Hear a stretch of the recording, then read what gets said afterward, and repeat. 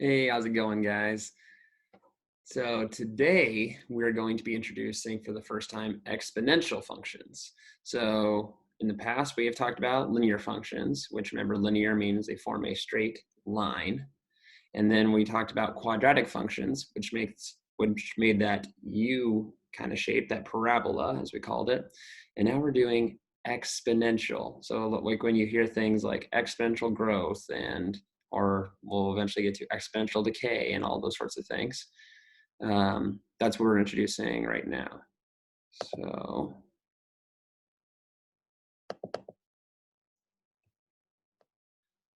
9.1 exponential functions. So get you an idea of what these graphs look like, first of all. An exponential function, in which the independent variable appears in an exponent. So exponential function, that is the general form of an exponential function. So when you see y equals a b to the x power, here's what you need to understand. A is the initial, that's the starting point. And then B is, we'll call it the multiplier. And then X is how many times it got multiplied. Let's say number of times multiplied. All right. So looking at these examples, the blue line here, it shows is 0.5 times 2 to the x power. So 0.5 was my initial, 2 is the multiplier, and then it happens x times. So x meaning 1, 2, 3, 4, and even 3.5 and 3.2, etc. Okay, so for example, on this one, the initial was 0.5, so it started at 0.5, and then the multiplier is 2, so 0.5 times 2 is 1, times 2 is 2, times 2 is 4. See how that works? And then from 4 to times 2 is 8. Okay, so that's how the multipliers work. Now on this one, now this looks like -10, but that's not our initial. This would be better written as y equals -1 times 10 to the x power. So my initial here is actually -1, and then my multiplier is 10. So that -1 times 10, that's why it's clear down here at, this would be -10. So the higher the multiplier, the steeper the graph. So notice this one is really steep, whereas this one was a multiply of 2. So it increased exponentially slowly, but then eventually, of course, it picks up very quickly. That's what it means to be exponential. Or in the green here, my initial was 3. Then notice my multiplier was a half. So instead of it increasing, it's actually decreasing. So half of 3 is 1.5. And then half of that is 0.75. And then half of that is 0.375. And then half of that is 0.1875. And then of course it's just going to get it smaller and smaller and smaller. But is it ever going to touch 0? If you ever take a half of a half of a half of a half of a half of a half, do you ever get to 0? No. So it's going to forever get closer and closer to that line, but it's never actually going to touch it.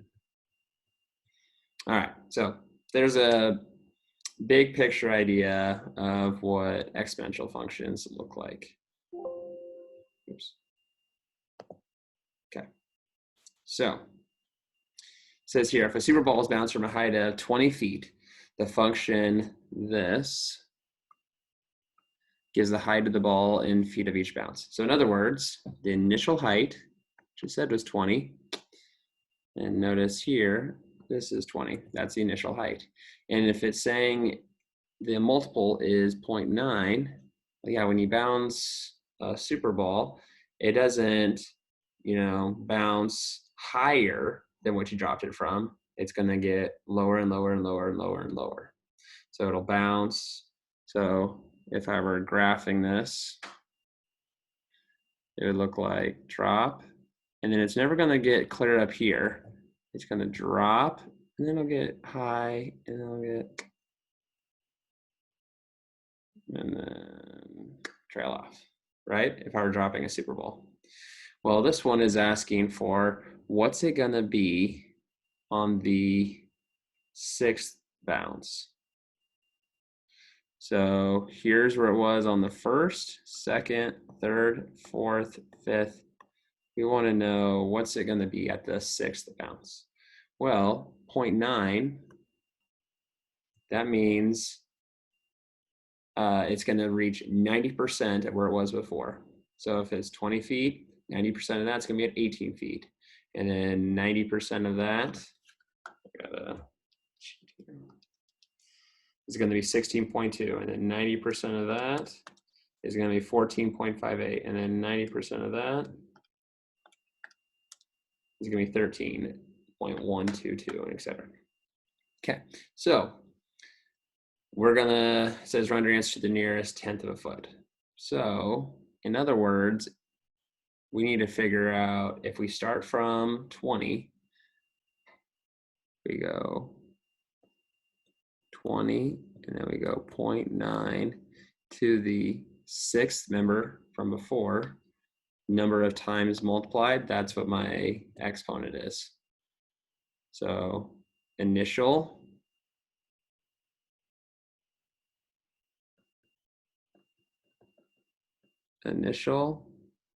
multiplier number times of it being multiplied. So if I plug that into my calculator, it's gonna look,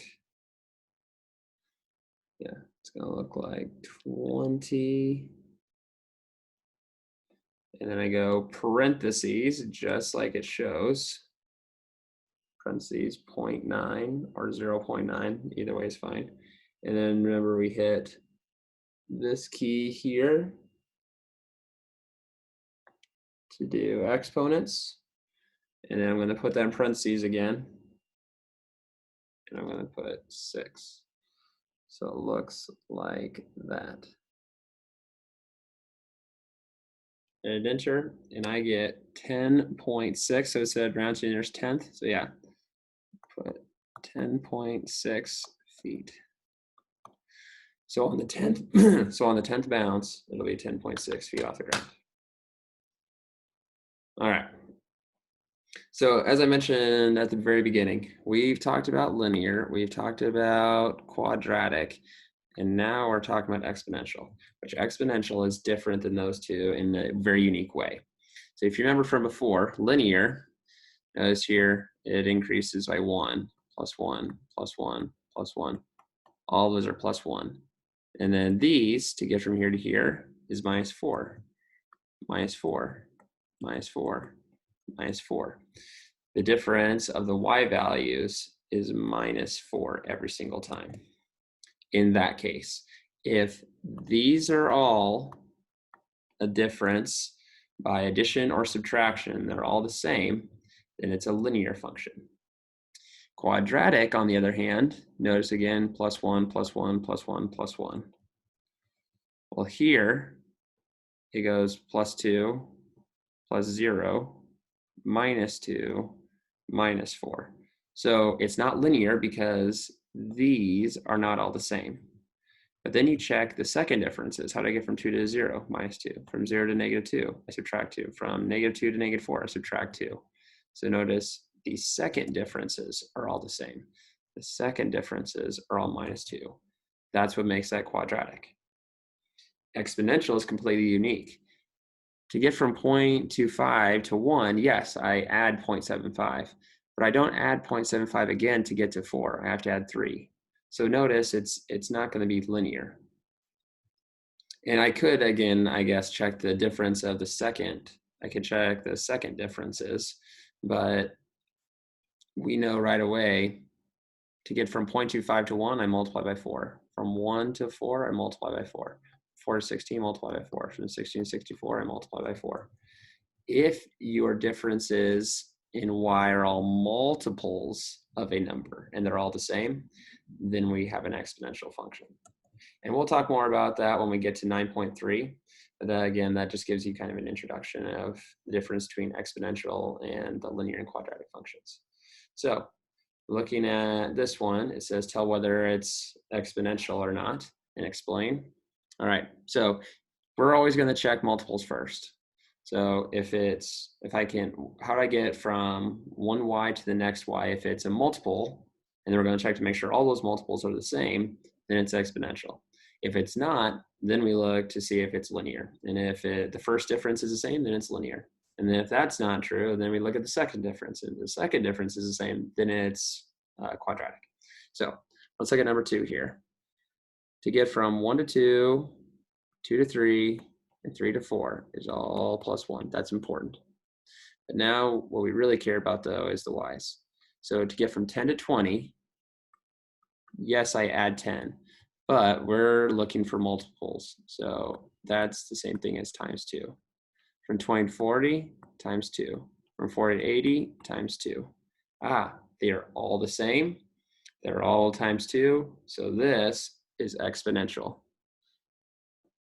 We're going to say exponential. And it says explain your answer. We're going to say multiplied by 2. Y is multiplied by 2.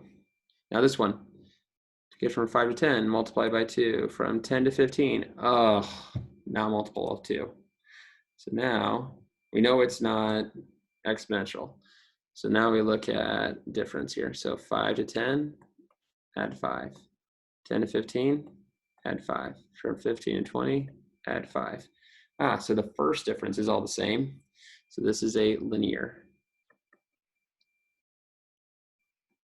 Linear, and we're going to say first difference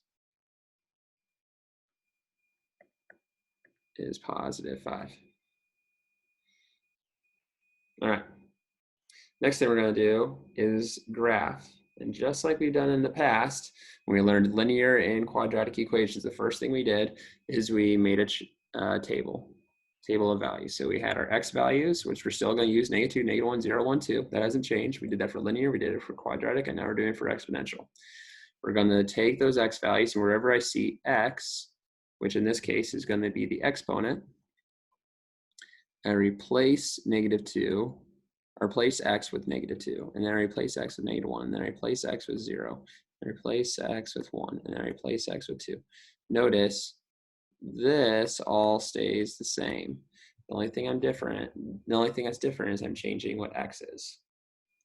Okay, so you just need to be able to plug that into your calculator. So I go 2, and then parentheses 3 to the, and I'm going to put parentheses. And remember the exponent button is right here, to the -2 power. So it looks like this. And what I should get, according to this, is 0.2 repeating, which I do. Okay. Now, remember the nice thing here is I don't have to plug that in every single time. I'm going to let the calculator do a lot of the work for me. So here, let me actually Okay. I'm going to arrow up. And I'm going to change that instead of that being -2, and I'm going to change that to -1. So I arrow over to -1. I'm going to plug 1 in instead. Hit enter. And now I get 0.6 repeating, which is what it showed. Okay. Now I want that to be 0. So again, I arrow up. I get rid of the negative by hitting delete here. And change that to a 0. Hit enter. And I get 0.5, so a half. I do this again and change this to a 1. And I get 6. So 0.5 and then 6. And then lastly, arrow up again. Change this to a 2. And I get 18. So 0.5, 6, 18.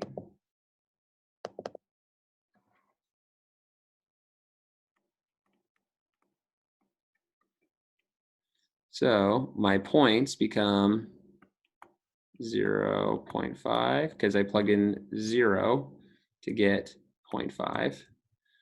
And then this one's going to be 1, 6 because I plugged in 1 to get 6. And then here it's going to be 2, 18 because I plugged in 2 for x to get 18. So now I just got to plot those points. I'm going to plot all these on this graph. So -2, 0.2. Yep, really hard to do this, but it's really close to the line. So I'm making it just right above it. And then -1, 0.6. And really difficult, but I'm just going to make it slightly higher. 0.5.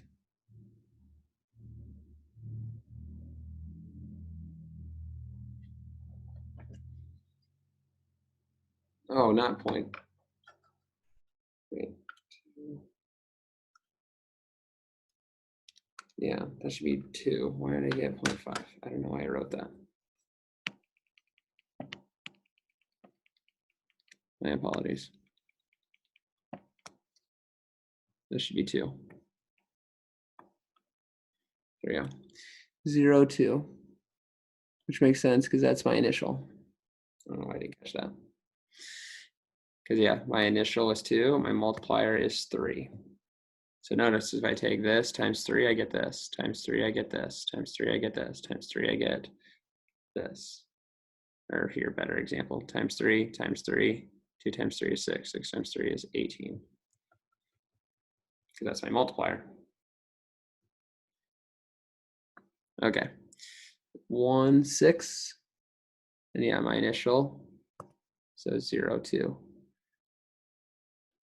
Initial 1, and then 1, 6, and 2, 18. So this graph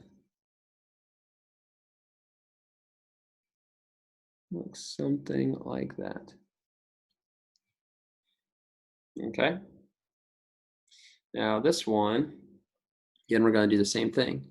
So I go -2, 4 to the -2 power because I'm replacing x with -2. This time I go -2, 4 to the -1 power, -2, 4 to the 0 power, -2, 4 to the first power, -2, 4 to the second power.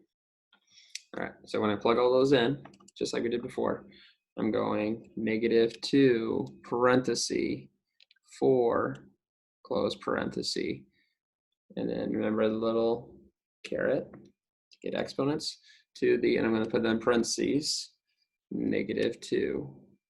So it looks like that. Hit enter, and I get negative point.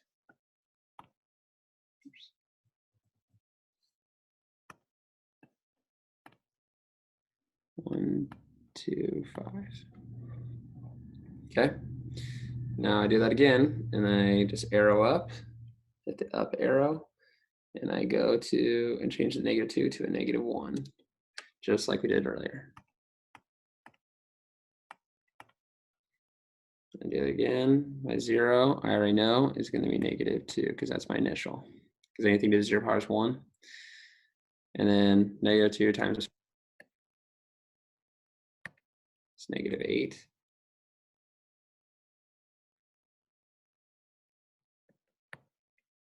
Times 4 again, -32.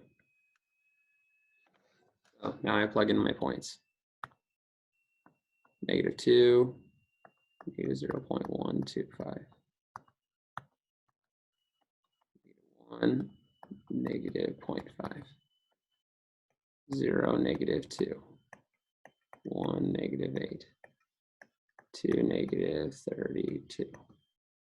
I'm going to plug all these in. So -2, somewhere in there. -1, -0.5, somewhere in there. 0, -2, right here. 1, -8, here. And then 2, -32, clear down here. So just like with every other exponential function, it starts off with the differences not being that extreme. We'll get a couple numbers in, and it starts to move very quickly. So that exponential function goes down, which makes sense because my initial is negative. Okay. Now, last couple examples here. In the absence of predators, it says the natural growth of rabbits is 4% per year. Population begins with 100 rabbits. The function this gives a population of rabbits in X years. How long will it take the population of rabbits to double? Okay, well, how long is it going to take the population to get from 100 to 200, in other words? So initial is 100, and if it's increasing at 4%, it's 1 plus 0.04, which we'll get into this more when we talk about exponential growth and decay. For now, it's just giving us the model.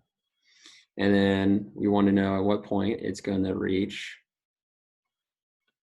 200 in the first case. So we want to know when this number is going to equal 200. So we're just going to plug this in. I'm going to go 100 and in parentheses 1.04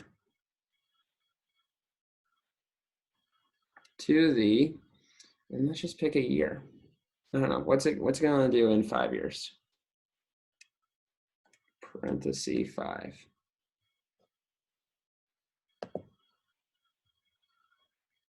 So it looks like this. 1.04 to the 5th. And then, yeah, don't forget, you need 100 at the beginning. So it's 100 parentheses 1.04 to the, and we're going to just see what happens in 5 years. 5 years, it reaches 121. All right, so not there yet. Arrow up. And let's see what it does in 10 years. Let's do this. 148, oh, we're getting there. Let's try 15 years. 180. Let's try, now we're getting closer. Let's try 18. Ooh, there we go, 202. So my guess is that 17 is not gonna work. 17 won't quite get us there. Nope, it's 194. So in 18 years. And then the other one was population of rabbits to reach 1,000. So let's keep going. So the first one was 18. I don't know. Let's just guess 25 years. 266, not there yet. Let's try 40 years. 480, not there yet. Let's try 55 years. 864. Well, we're getting there. We're close. Let's try 60 years. Oh, 1051. Now we're really close. So a little bit less than that. Let's try 59. 1011. So just to be certain, we'll check 58. My guess is that's not gonna, nope, not quite do it. So this tells me, so to reach 1,000, we said that that was 59 years. And to reach a double, or in other words, 200, is 18 years. All right, and that concludes 9.1. Thanks, guys, for tuning in. Tomorrow, next, we'll do exponential growth and decay. So we'll create those models that we just used right there.